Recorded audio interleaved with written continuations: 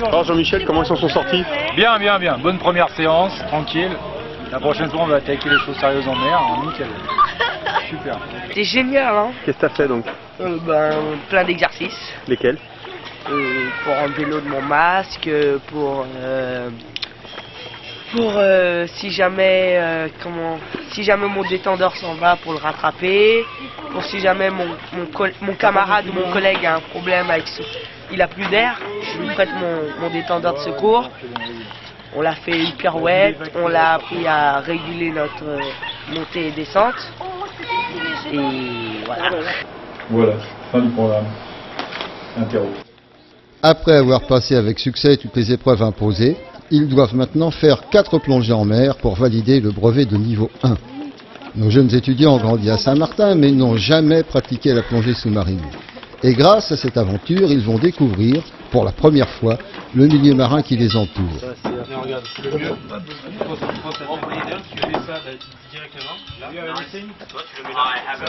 À bord, ils doivent préparer le matériel de plongée et Jean-Michel, leur instructeur, procède aux ultimes vérifications.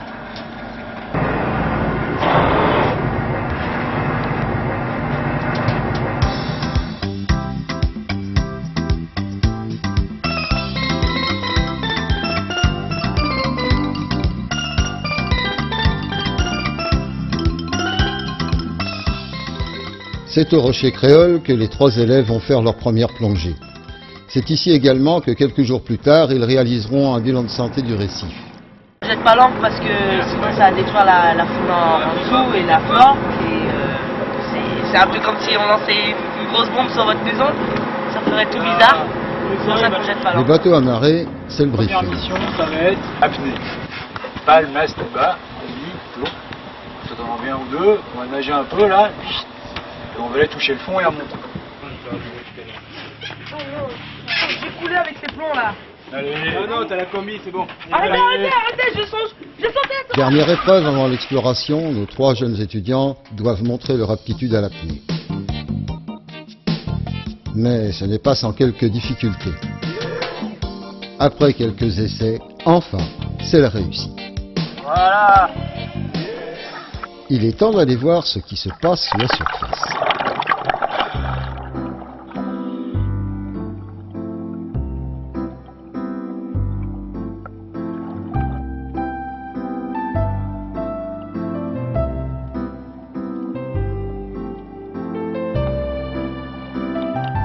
La nage des 3 jeunes aventuriers n'est pas encore très élégante, mais c'est déjà avec une certaine assurance qu'ils découvrent la faune sous-marine du Rocher Créole.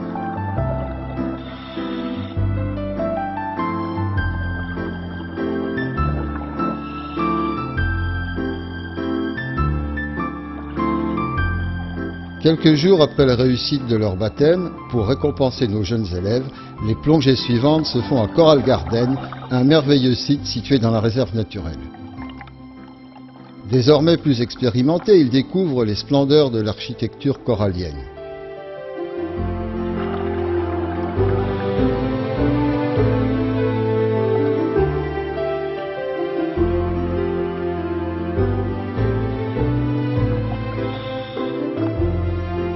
Mais tout a une fin et Jean-Michel donne le signal de remontée.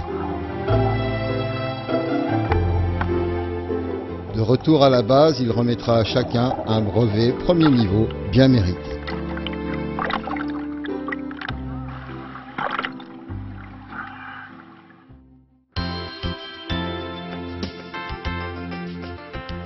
Aéroport de Grand-Case.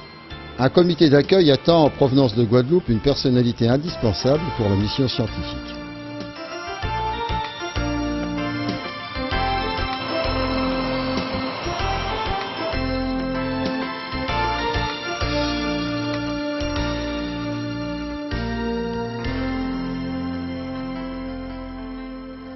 Il s'agit de Franck Mazéas, ingénieur du milieu marin et responsable du programme IFRECOR pour la Guadeloupe.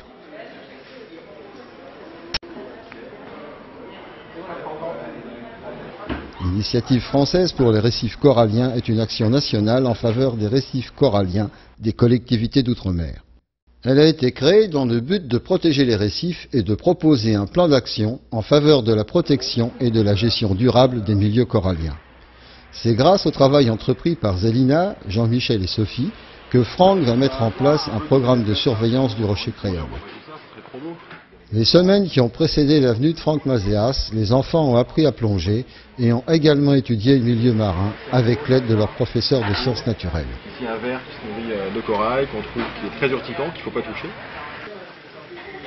Je voudrais savoir en quoi consiste votre métier. Donc en gros mon travail consiste en quoi? À mettre en place des espaces protégés, des réserves naturelles, et à les aider à les suivre. S'occuper des espaces des espèces, faire des études pour essayer de trouver, de faire une cartographie, comme je vous disais, de trouver les raisons pour lesquelles les coraux sont en danger ou sont abîmés, les problèmes de pollution, les problèmes de déchets, les problèmes de mouillage. Après il y a les cyclones aussi, on en reparlera, ça on ne peut pas y faire grand chose, mais on essaie de suivre ça. On suit la température aussi avec l'Université Antilles-Guyane pour voir si la température de l'eau se réchauffe, on en reparlera, c'est un gros problème à l'échelle mondiale et pas uniquement au niveau de la Caraïbe. Et de suivre tous les dossiers administratifs. On a choisi les élèves les plus méritants de cette classe de biologie pour réaliser une étude scientifique sur un des sites de la réserve naturelle de Saint-Martin. Alors il s'agit du site du Rocher Créole, qui est situé en face de Grand Case, sachant que le site du Rocher Créole, en fait nous avons sur cette zone une partie qui est en réserve terrestre, à savoir les îlets, et puis un milieu marin qui est également classé en réserve naturelle de 250 mètres circulaires autour du Rocher Créole, ce qui fait une zone relativement vaste et qui est très intéressante du point de vue terrestre, mais également du point de vue marin, puisqu'on rencontre toute la configuration du milieu marin qu'on peut trouver dans la Caraïbe, à savoir des herbiers, des gorgones, mais également des récifs coralliens. Le jour suivant, tout le monde se retrouve à la base et prépare le matériel. Voilà.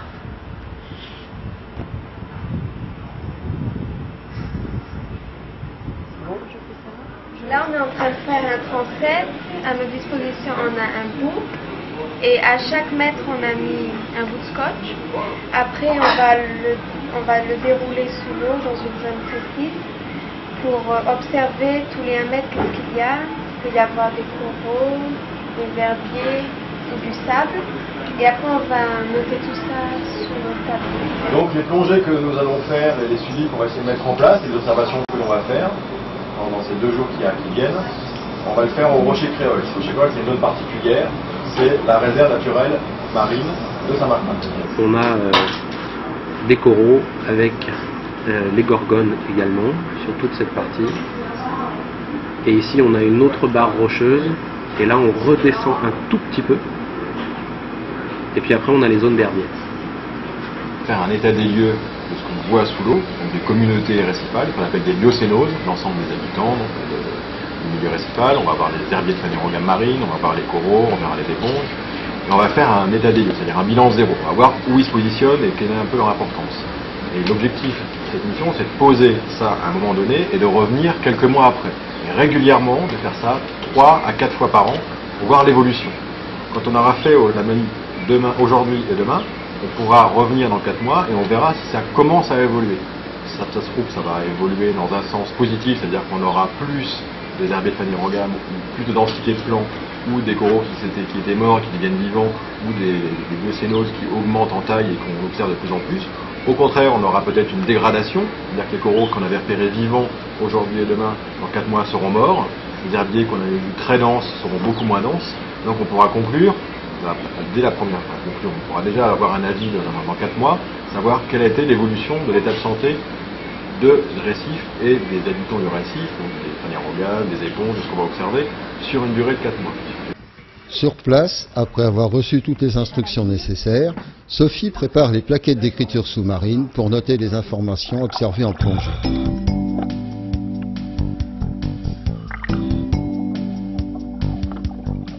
Une fois immergées, les 2 équipes, encadrées par Franck Mazéas et Nicolas, le conservateur de la réserve naturelle, se mettent à